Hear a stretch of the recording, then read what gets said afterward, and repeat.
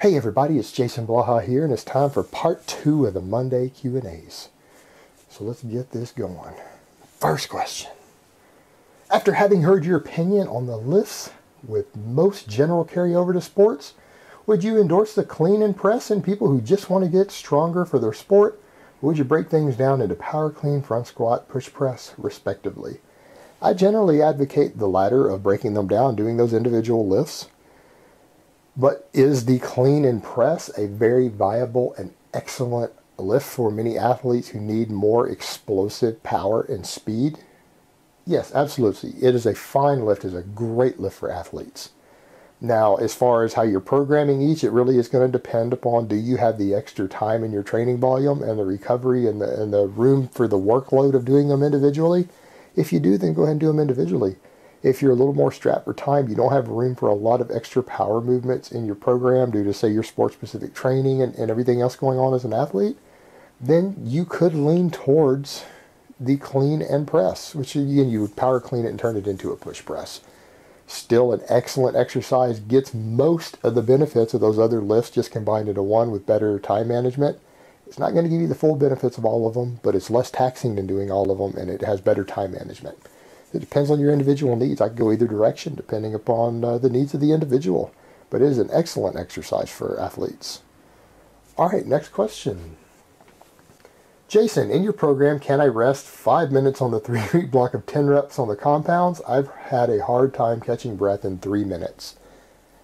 I'm going to be honest, that third week in my intermediate program, for those who don't know what that is, if you guys check the playlist, I have a program playlist, and in fact Muscle and Strength has this program hosted up. But yeah, my intermediate program, that third week in the first block of where I have you jump to 5 sets of 10, is pretty brutal. A lot of people, particularly if they don't have good strength stamina, are going to flounder in that week, and I would much rather see you take a 5-minute break and get all of those reps than for you to cut the break short and miss reps and hit failure and lose workload. So given a choice, I mean, ideally, I'd love it if the people could do it in 3 minutes, but if you can't, you do not have the strength, stamina, and recovery between sets to pull it off, stretch it out to 5 minutes. Do what you have to do to complete those reps. Perfectly viable. All right, next question.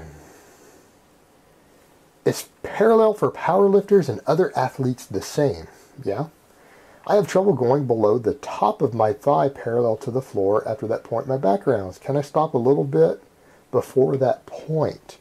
Okay, parallel has nothing to do with the top of your thigh. In fact, the more muscle you have on your thigh, the deeper you have to go for the top of your thigh to reach parallel. And if people with big thighs are generally, or sometimes 4 or 5 inches below parallel by the time the top of their thigh is parallel.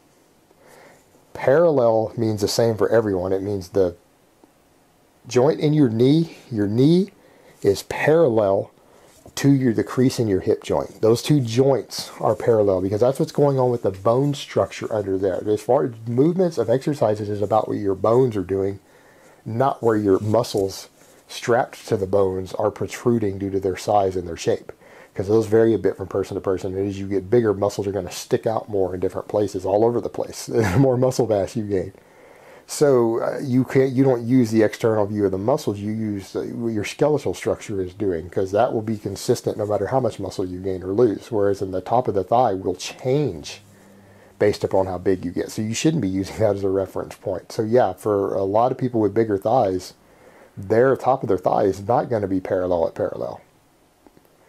So you shouldn't even be going by that. That's the problem you're running into. That's probably putting you deeper than you probably need to go. I think for most field athletes who are just trying to get stronger, is that what you are?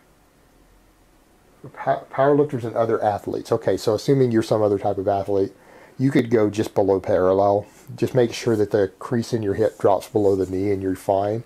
If you're getting some backgrounding, you might want to assess your technique, what's going on, and make sure that the backgrounding is actually hurting you. A little bit of lumbar rounding, as long as everything is tight, is okay on the squat, as long as it's not causing you pain.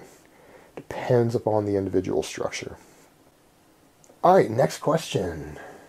Is there any benefit or difference in having a slightly higher or lower calorie day to day based on a workout?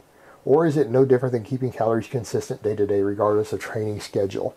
This gets subject to a lot of debate, and this is so tit for tat that unless you're trying to glean that 0.5% edge for a serious top-level competitive athlete, this isn't worth worrying about.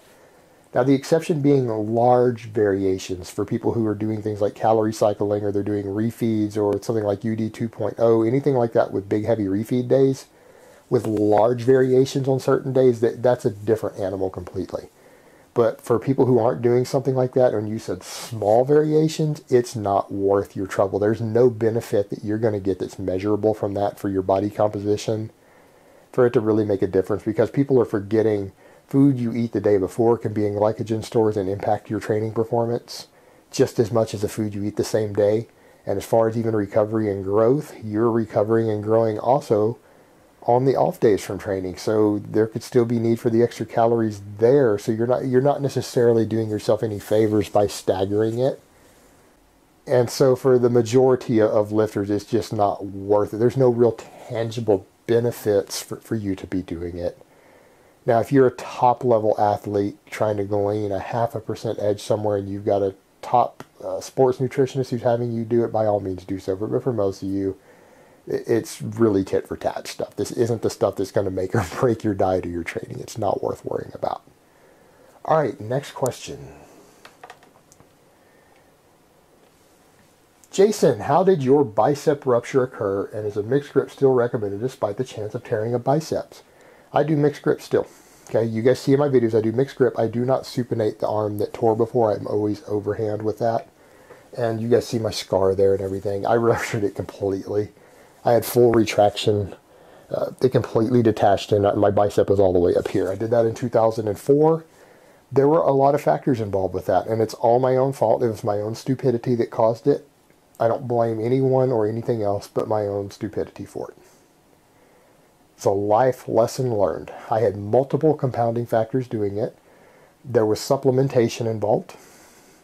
Some of that supplementation has specifically been linked to theoretical connective tissue weakness. So that was one factor. Number two, overuse injuries. I was training twice a day, 6 days a week at the time. I was deadlifting 5 days a week heavy at the time. I was pushing myself to the absolute limits. I was probably due for a deload and hadn't taken one. I was starting to get what I tell you guys, those nagging pains in connective tissue and joints and things that really are a sign you should probably deload. I ignored my own advice. And I was getting sloppy. I was doing deadlifts during my 2-a-days. I was on my 5th heavy set of deadlifts. I can't remember, it was somewhere between like 600 pounds up to 615 pounds. I was doing doubles with it. Obviously, I was pretty big back then. You guys have seen the pictures.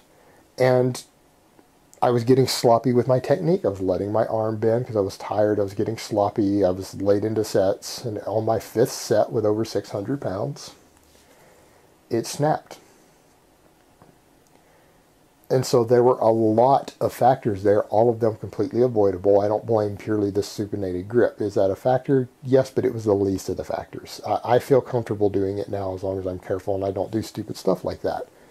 So that's the main thing you need to look at. Injuries like that don't occur for just one reason generally. There's usually other warning signs and compounding factors together that just add up until finally something gives. And you just have to be more intelligent than that. And that was a major lesson for me in training, and it's one of those lessons I try to pass on to all of you so that you don't make the same mistake I did and have a snapped bicep that then messes up the way that your arms look for the rest of your life and causes you issues to where it's hard to keep them caught up.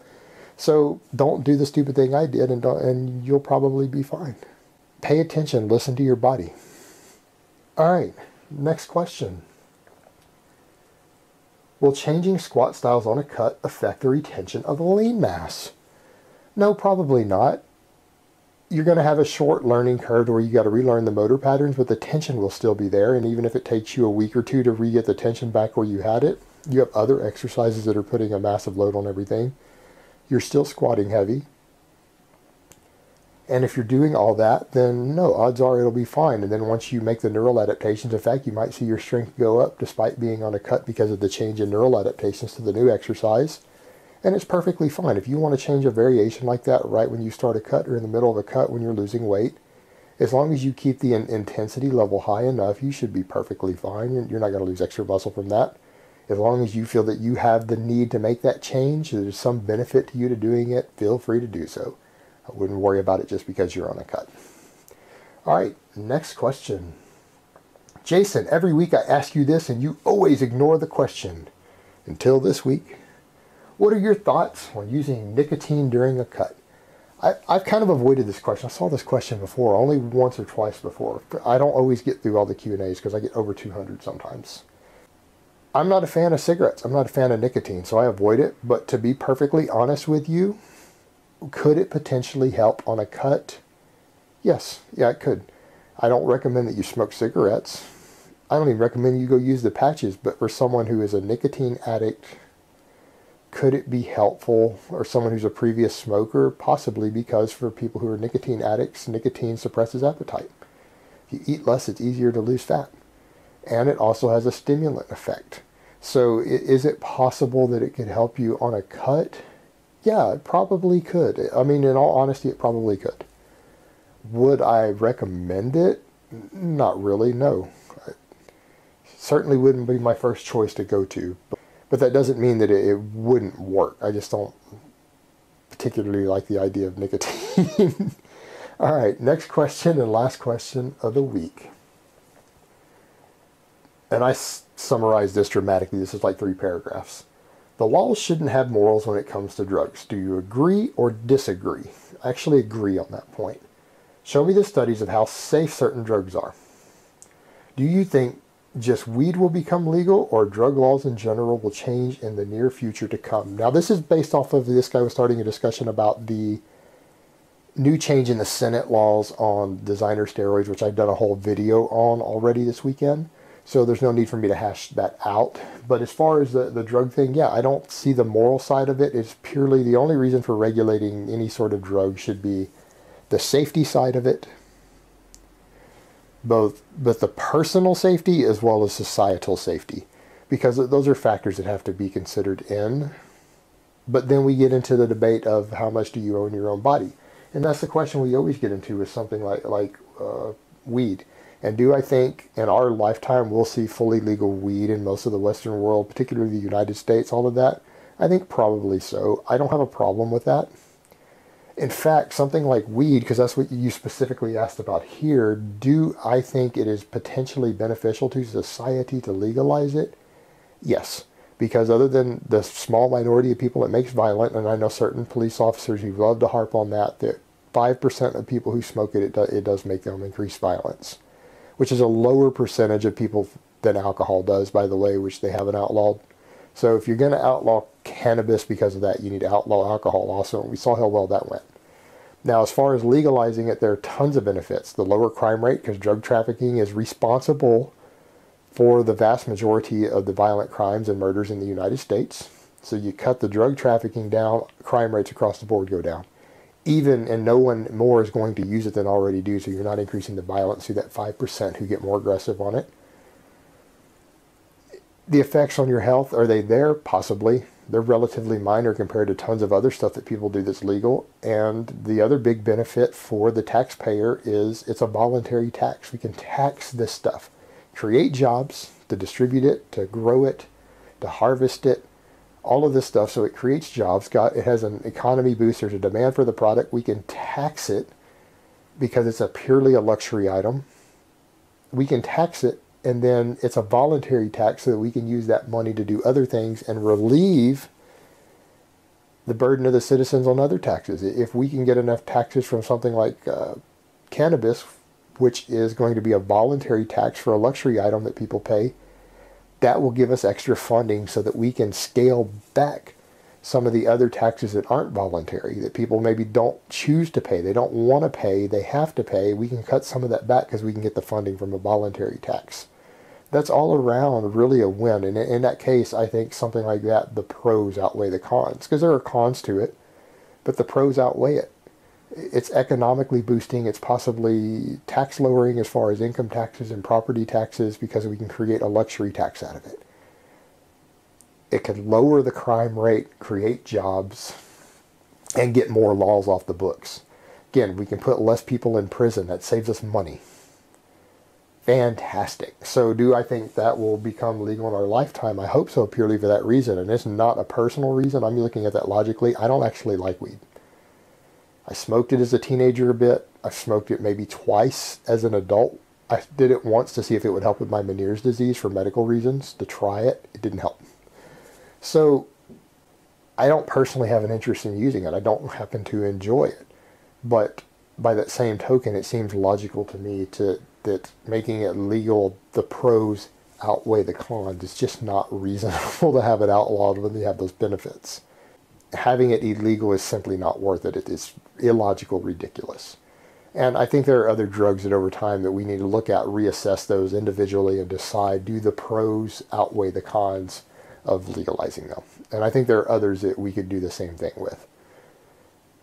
All right, guys, but that's really all I have to say on that today. I hope it has been informative, and I will talk to you guys next time.